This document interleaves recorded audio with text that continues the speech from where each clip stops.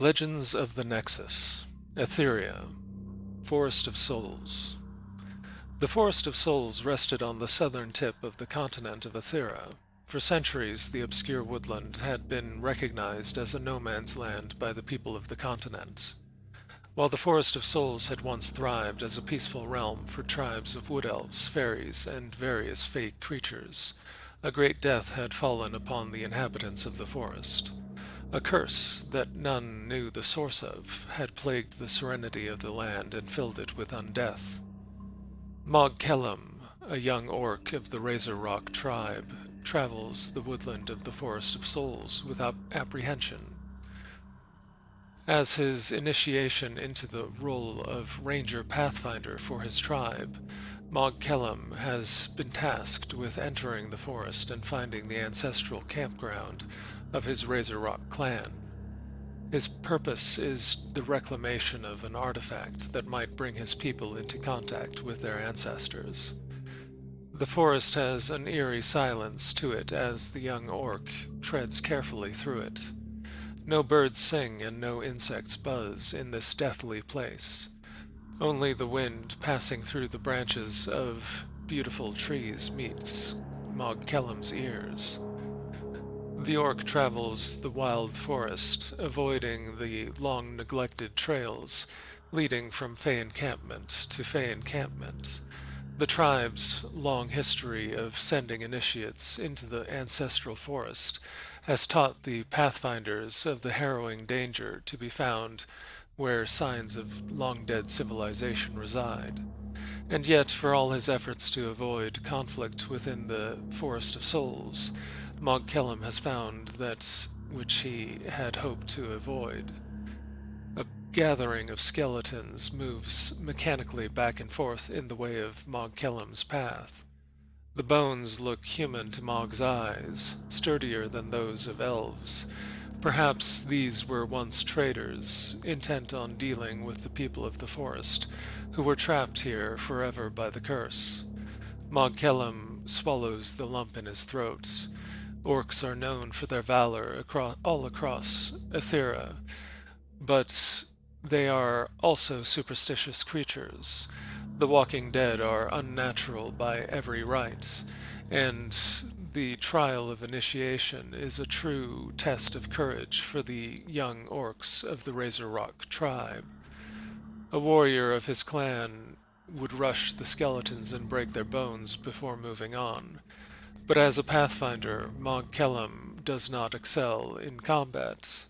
Perhaps he could destroy a few of the undead, but should the battle draw further attention, his chances of survival would not be good. The last thing Mog wanted was to add himself to the undead of the forest. The young orc ranger minds his feet as he circles the pack, and after some time, and more than a little cold sweat, Mog Kellum has circumvented the obstacle. With the skeletons behind him, Mog breathes easier and persists in his journey into the heart of the Forest of Souls. Other monsters appear before him, but with stealth and cunning, the ranger cuts his way through the wilds undeterred. Eventually, Mog comes upon a long-decayed tribal standard. The cloth has all but dissolved, but the carved totems signify the identity of the encampment's prior owners. Mog feels a strong sense of reverence for the history of the place he enters. His forefathers and great-mothers once lived in this land, and the huts and dwelling places that they once shared as a community remain as monuments to a lost time. Mog clutches the pendant on a string around his neck, his own family's crest. He must find the residence of his kin to complete his mission. Walking through the barren commons of the once proud orcish stronghold, Mog prays to his ancestors that he does not find them walking in his midst. His prayers go unheeded as a zombie walks out from one of the buildings. Mog Kellum's heart seizes as he stares at the pale ancestor. While the orcish zombie's armor is faded, it still looks sturdy upon the creature. Mog pulls the bow from his back and nocks an arrow. Just as the arrow is loosed, the zombie roars maliciously and charges into the oncoming projectile. The arrow passes into the mouth of the zombie, lodging there, and yet the monster is undeterred. Mog frantically knocks another arrow and jumps back to avoid the oncoming undead orc. Another arrow is sent flying, but misses the mark entirely. Mog's fingers shake as he once more knocks an arrow. The young ranger realizes the pattern of the zombie's attack.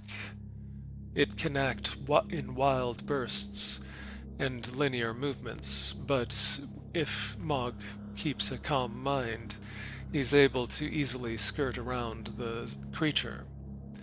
One arrow after another is sent into the zombie's skull, and soon the ancestor has fallen.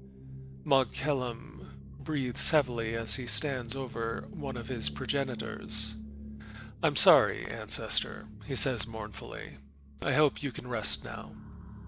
After saying a prayer for his fallen forefather, Mog moves along until he finds a building marked with his family's crest. Upon entering the dwelling place, the scent of mold and mildew reaches his nose. The structure has stood untended for a long time. The family treasury lies at the back of the building, its gate unsealed. Many baubles and trinkets that the clan gathered lay scattered in the room. Other initiates before him have searched for the right trophy to return to the tribe beyond the forest. MacLeod finds a brush made of fine bone among the many trophies. It will make a fine tribute for a mate after he's passed the initiation. Smiling at the acquisition, Mog says a final prayer for his ancestors and exits the encampment.